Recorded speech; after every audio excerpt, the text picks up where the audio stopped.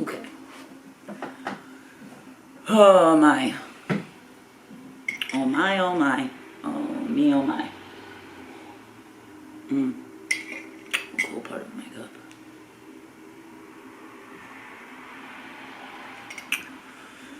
I'm gonna try and do this as chill as possible.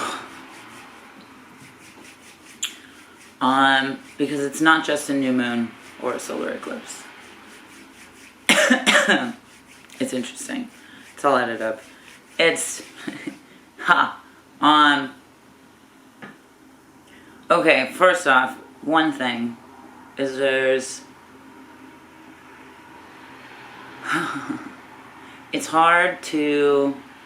it's been hard, and I said this to somebody earlier this week.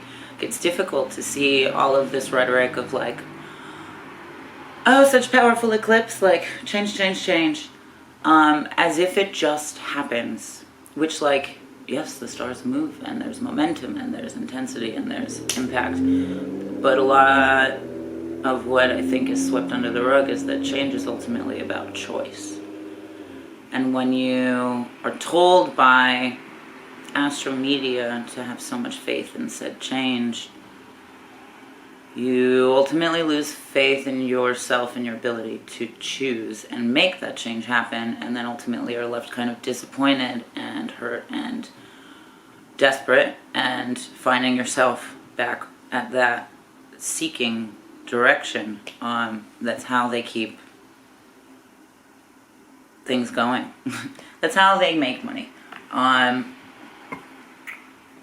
With that also being said, there's a lot of new moon in Scorpio, and I always just look at what's happening, and one app I use is, God, what is it? Astro Future. But mostly I just Google planets today, and it's a NASA-driven website, and so you can get calculations too, and it's motherfucking in Virgo, bro. The new moon is at the very, very, very end of Virgo.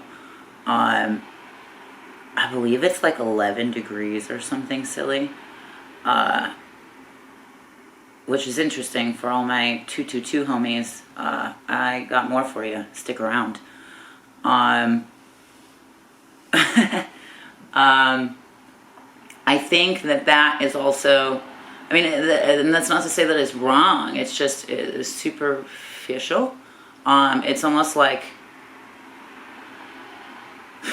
the elusive Scorpio is very true to that, actually. It's a quick change, and I think that differentiation, while subtle, is also very important. And I'm glad that I use my own intuition to figure these things out, and that I don't really turn to as much as I just inform myself with ideas and make my own decisions. So, like I said, it's also not just a new moon, it is also a solar eclipse, and the sun is in Scorpio, or going to be, whatever. But there's also a meteor shower, and a dwarf planet that will be with the moon, lost in the sun's glare, and sort of blacked out. Very, very dark side of the moon vibes, which is secrets, which is revelations, reveals, impact and momentum, and this is all, okay, this is all me and how I deal, and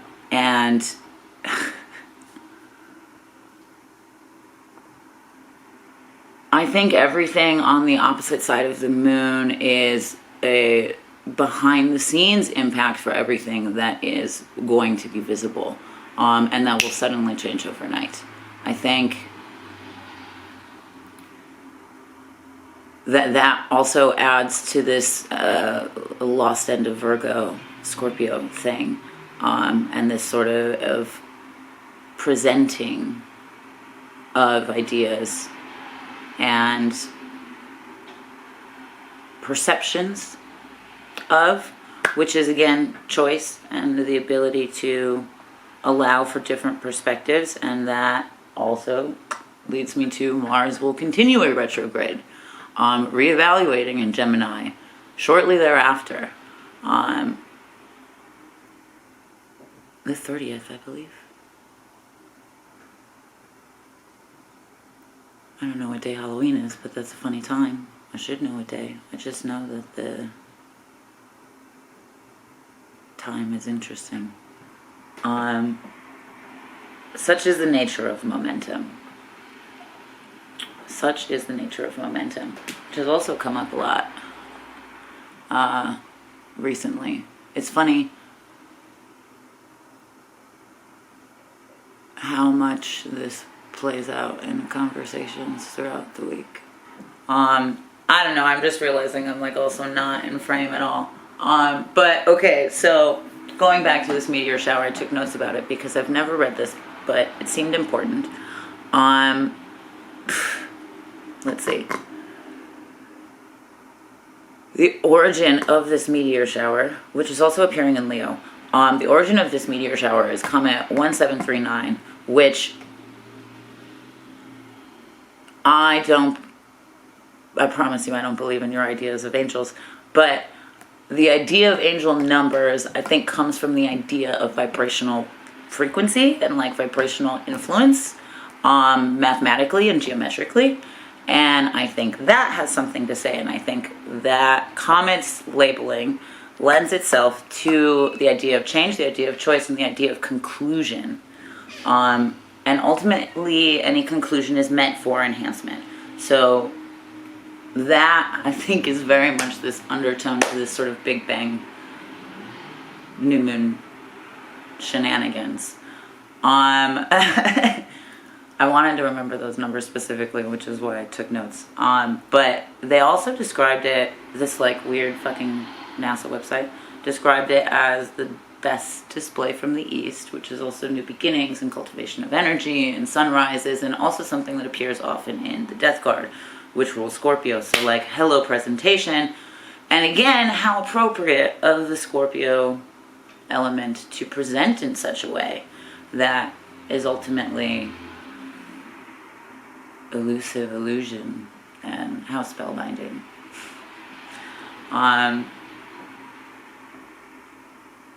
This meteor shower will also be best visible, apparently, just before the break of dawn, which in Chicago is where this new moon will be most visible. I mean, in general, it's visible to everybody, but in Western countries it will be more visible in the daylight. So I find that very interesting, in particular for me and probably for some of you.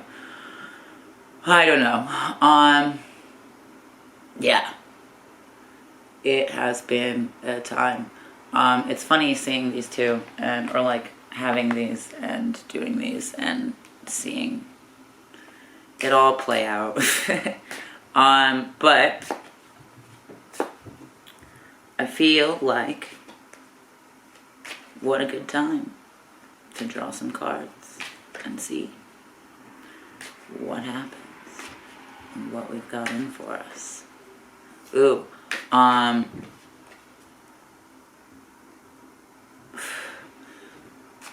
There's a lot of back and forth with all of these temperatures and then temperatures of our body, and I just remembered that I read something about Mars returning in retrograde and Jupiter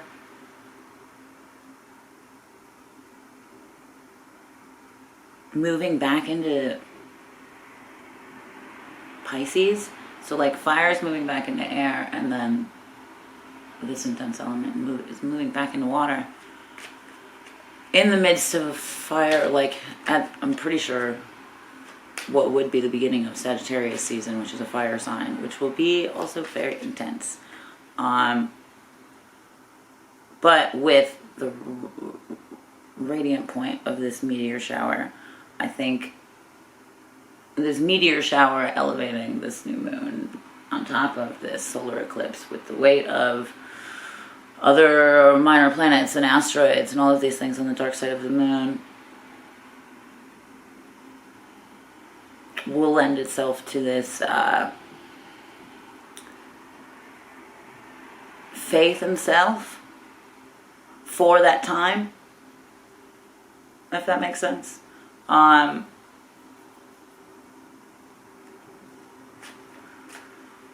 When meteor showers occur, shooting stars occur more often, and I feel like that's one thing to like hold on to in the midst of all of this crazy social rhetoric. It's like, hold on to your wishes and your dreams and take advantage of that time. Yeah, I don't know, man. I'm processing a lot of information, I swear. Eat a lot.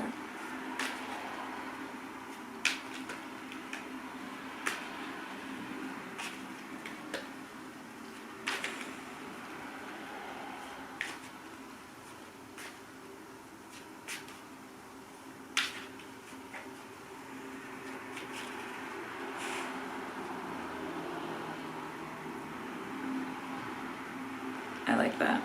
It feels very damp. Party on. I know I'm rambling, but we're going to tap into this weird little cusp situation. This new moon in Scorpio / Virgo / so much more. So much like we are hanging out in my weird little space. You can reach your hands out in front of you. I should move my butt up. I'm in like an actual chair this time. And much like there are cards in between us, my friend, take a deep breath in. And on the exhale, imagine a shadow card rising into your hands. Take a deep breath in. And exhale.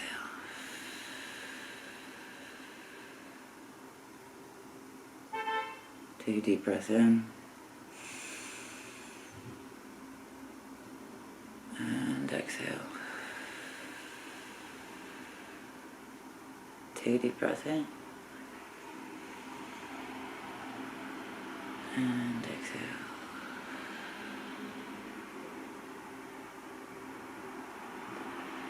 That was interesting and cute and pleasurable. And I want us to remember that when we think of impact. It doesn't have to necessarily be painful. I think I was expecting that, honestly. But there was still like an absorbing, I suppose. But it can be very euphoric. That is also the beautiful part of Scorpio. And its penetrative nature.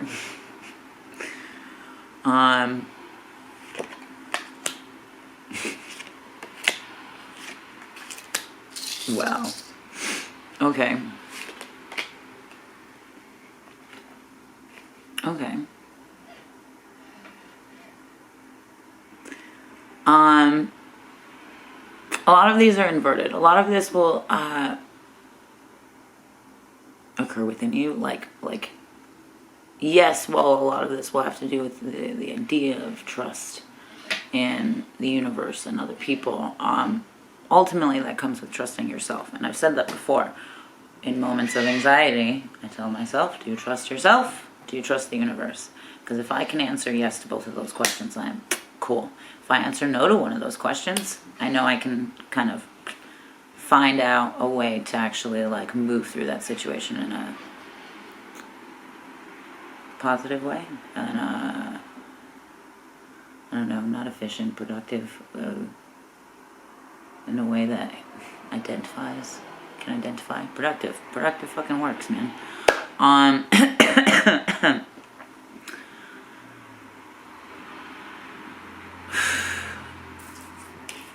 sun is inverted, the Wheel of Fortune, and strength was the bottom of the deck. Strength is the bottom of the deck, and deck inverted. I don't know, again, what I said about this fucking meteor shower in Leo.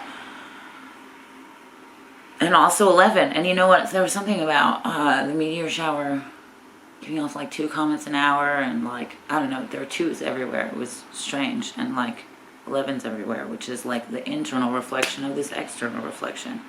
It's a lot. The 2 of Cups is here. Like, and it's a lot. I'm out of frame again. Jesus. I'm sore. The sun inverted for obvious reasons. Damn. Maybe looking inside is just as good as looking up. Maybe there's solace in just like faith in those sort of moving things and, I don't know, miracles. But there's comfort in darkness, and I think as the seasons change and that darkness is more looming and potentially foreboding, because we all feel the seasonal nonsense.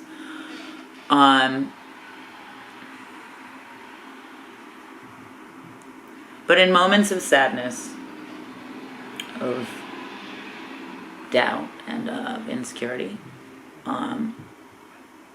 what I find helps most is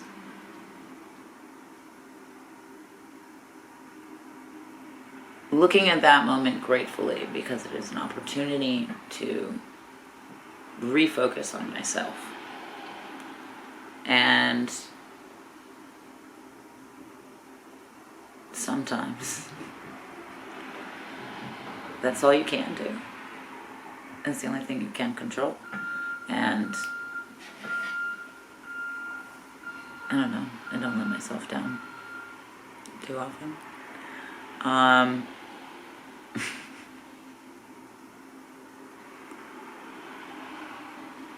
The sun, Wheel of Fortune, and the 2 of Cups. What large, intense change.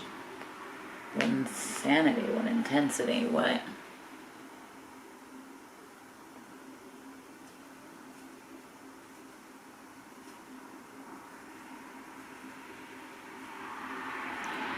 How much it offers. How much it offers. But only if you can absorb the impact gently and still. Because the Wheel of Fortune is a lot of momentum. There's a lot of things going on, but the strength inverted is like, but can you breathe? But can you calm? But can you chill?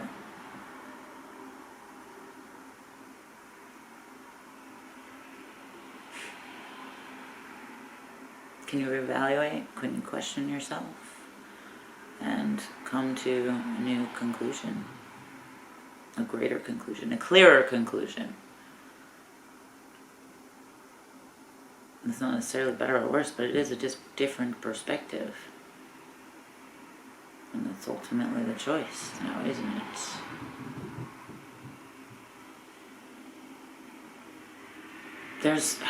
There's so much going on. And I think that will speak a lot to the things that taunt us, tease us, tempt us, torment us. Because all of that plays on our heartstrings, all of that plays on our desire. And that's ultimately what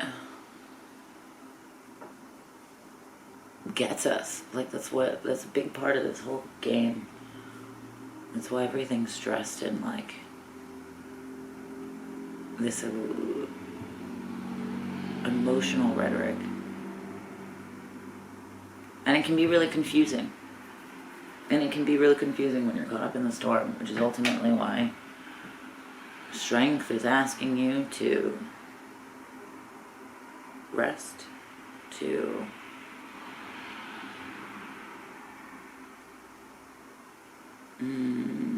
situate, to churn through, sift, yeah. That's fucking gnarly.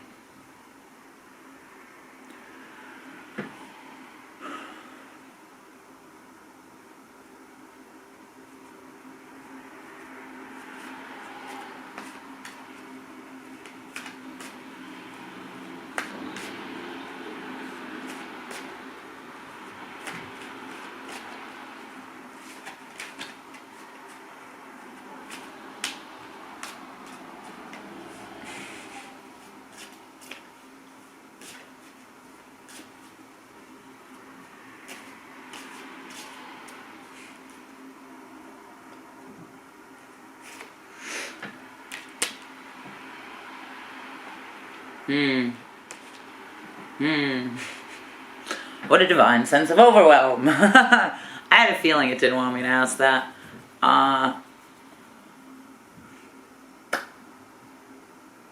But it's also sort of purging too. If we take on all of this, we also have to make sure that we have ways of getting it out, of digesting it, of purging through it, of letting go in a time when, oh my God, and I know that's said too often, but like in a time when we're like, huddle and hibernate, it's like letting go of expectations, like relinquishing yourself of like that kind of responsibility, because it's the wrong motivation. And that's why this heart energy is so isolated.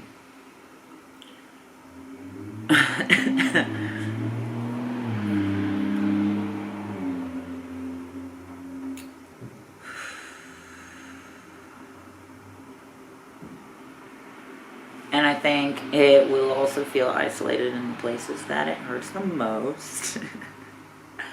But again, we'll pour out, find its chill, come back new. Because it's not just one night. The world exists after. And it's not the worst night. Things move the fuck on.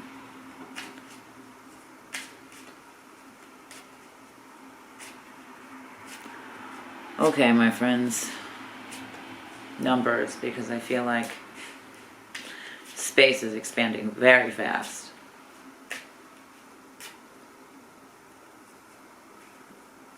And time is in a rush, as are we.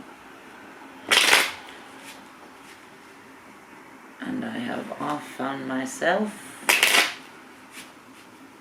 trying to keep up, when really we should be slowing down.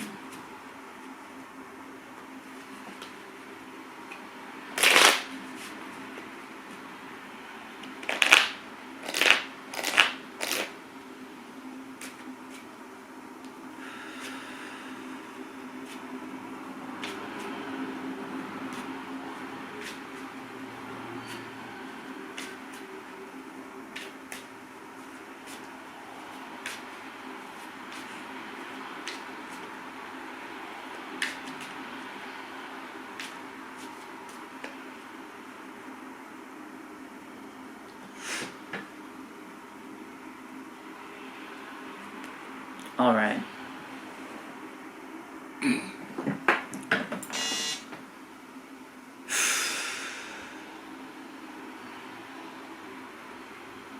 Much like we did before. Sorry, I'm moving really slow. My bad. But you know the drill. Deep inhale on the exhale. Visualize your shadow card.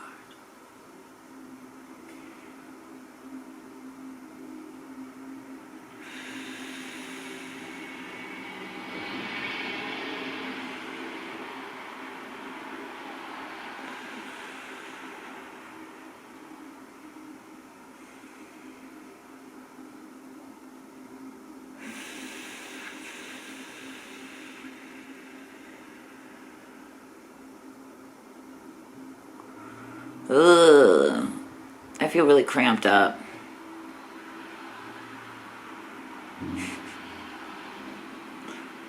And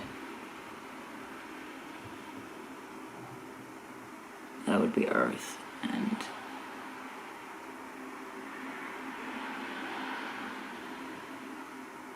I don't know, let's see. I'm drawing a blank. I drew that one. Oh, God.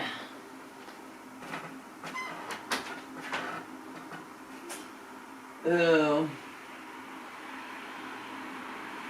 Earth and the sun.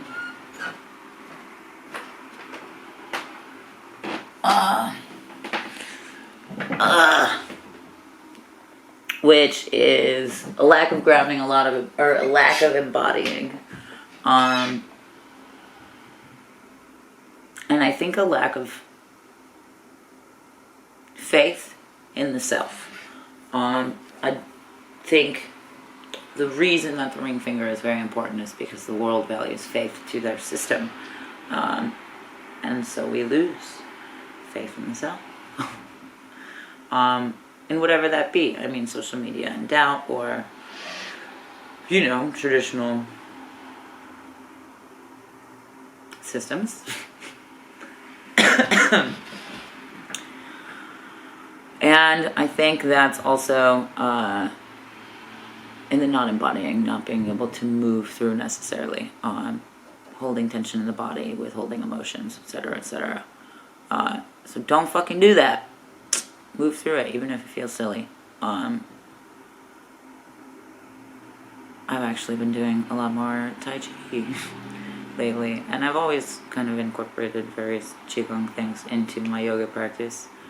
And I think the various ways that we can stimulate our nervous system, from the outside in, from everything in our fascia to the cellular memory of our bodies, is important and necessary and useful. And in fact, today I found a very, very good use for it. And it surprised me, actually. Yeah, I'm gonna not talk about me. I swear, I went through my whole thing and put all my shit in a box so that I could just focus on the new moon. And can't hide shit from the cards, I'm telling you.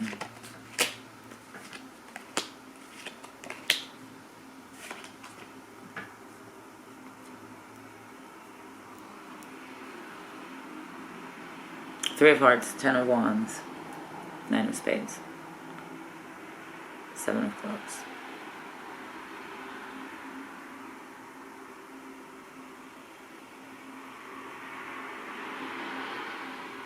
Thoughts, ideas, expectations, want and will be used against you. That is the colonization of Eros. I know I've talked about that before. And the Seven of Wands always often reads perception, can also read options. And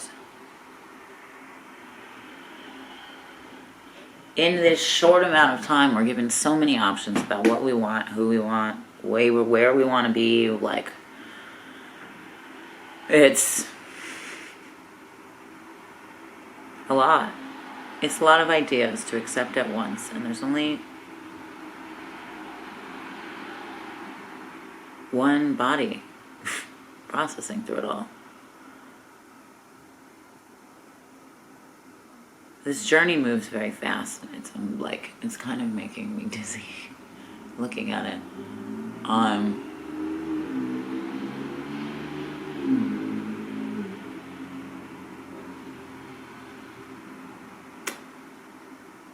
But maybe time's always spinning. And all the more reason to just center in. I mean, things will always come along. There will always be options. There will always be choices. There will always be things you do and don't want to do. And things you think you should have now or want in the future.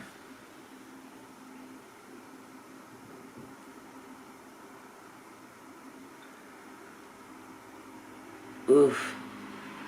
And as I'm saying all of that, there's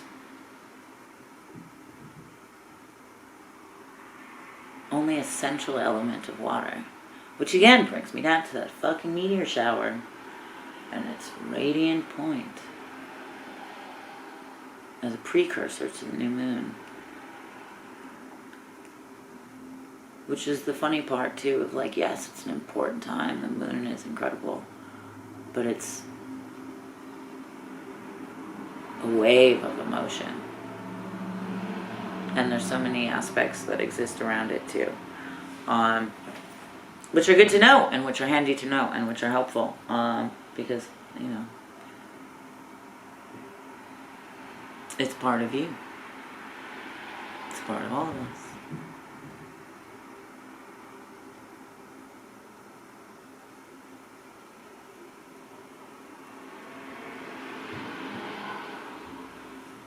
This is like a baby song being overwritten by multiple songs, or like chords of songs, like being doused in chords when it wants to be a melody, like its own little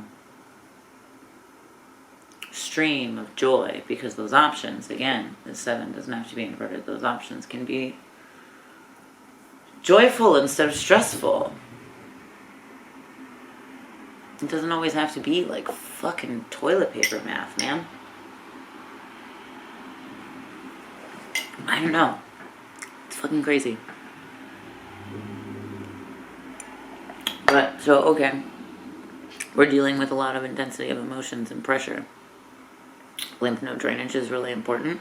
In fact, that was my experience. Was like moving through some shit and doing routines of lymph node drainage on my body. And I shit you not, I felt it in my fucking heart. It was wild. It was so wild. So whatever it is that you're processing, whatever it is that you're interpreting, needs to be sifted through in more than, like in an abstract but also concrete way. Lists is like the lightest weight version of it, I guess. And I think ultimately the non-direction helps to give you direction. And careful not to be swayed or pushed. Just absorb and dissipate, which is kind of like a very angelic and demonic thing to do, or you know, sort of operating on both sides of the moon, I suppose. Both sides of the light and the dark and the situation, which is ultimately why Gemini is going to go retrograde again, to give us another chance to figure out what all of that can mean and what all of that can feel like.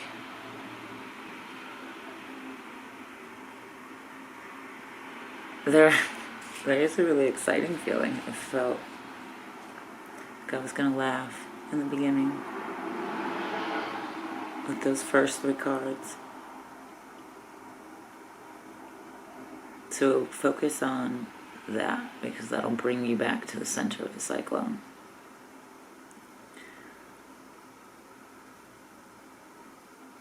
Which isn't that how fucking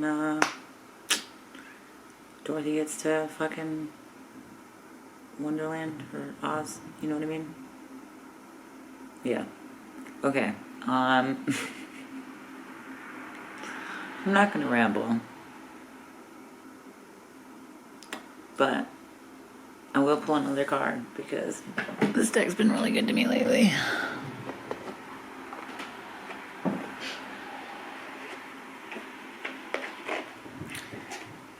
And I am grateful for the gift.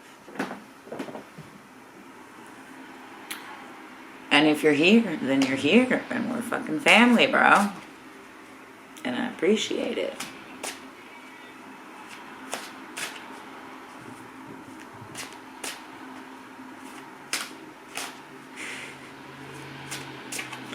Of course I picked this deck too. Like, the crows are the carriers of messages from one side to the other.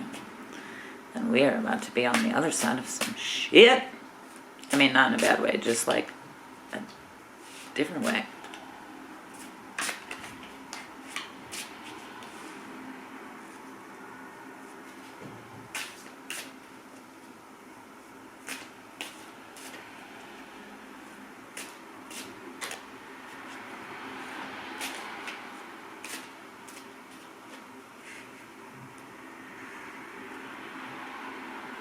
Okay.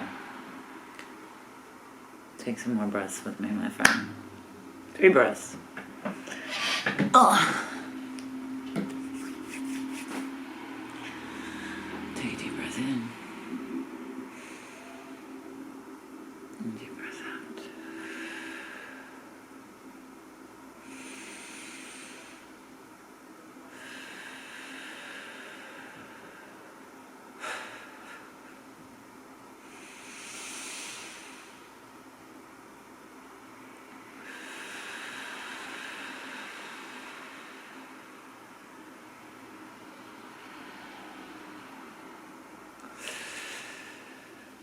Interesting. Very interesting. All of the pressure that I felt last time did like a little bit of a U-turn and went somewhere that we have the ability to access and to work with. So I think that's very cool, and something that you can also work with to direct and manipulate. Because I've also read that like the physiology of things like palm reading is that like these little knobs and nodes of your fingers, you know, much like, you know, plants have these nodes that you can create new plants with. Our fingers have this blood flow that and like bone structure that like dictates the vibration of our output. Helps to dictate.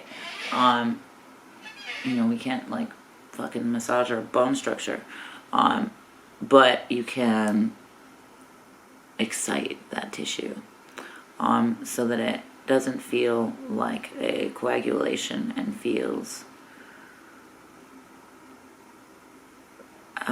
like a power spot.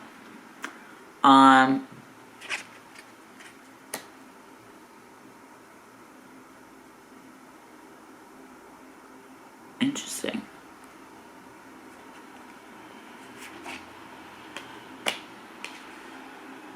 Nine of Wands, 3 of Cups.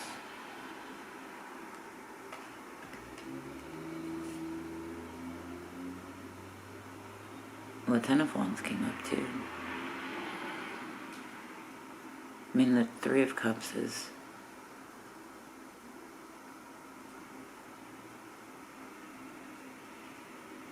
Ooh, it's...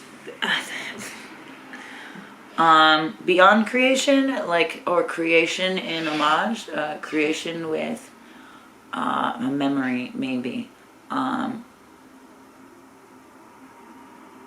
But something new and prosperous from that. And that was at the bottom of the deck. There's also these beautiful red flowers that I cannot stop looking at.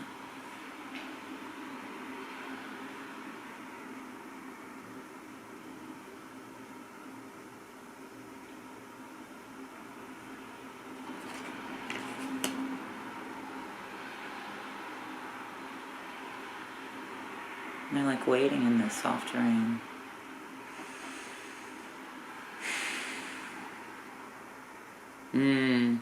Yeah, no, that fucking tree. We're being given a piece of a puzzle. We're being given a piece of how to either like string these memories together or along into the ways that we want to use them, or a different way to piece together a puzzle and create a different picture. The 9 of Wands can feel like overwhelm, but overwhelm and anxiety is also a lot of excitement and exists in a lot of the same, or like manifests in a lot of the same ways. And I think truly that the body's response physiological response to things like shock is like over excitement for sure, but it's the body trying to process an incredible amount of vibration, and it's a lot. But ultimately, like, we can learn things to help steady ourselves, whether that be with whatever we can to create bracing structures.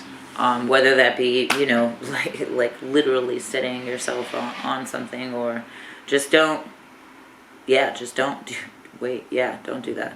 Don't literally stabilize yourself based on anything outside of being able to navigate that internally. Again, sorry, processing a lot right now.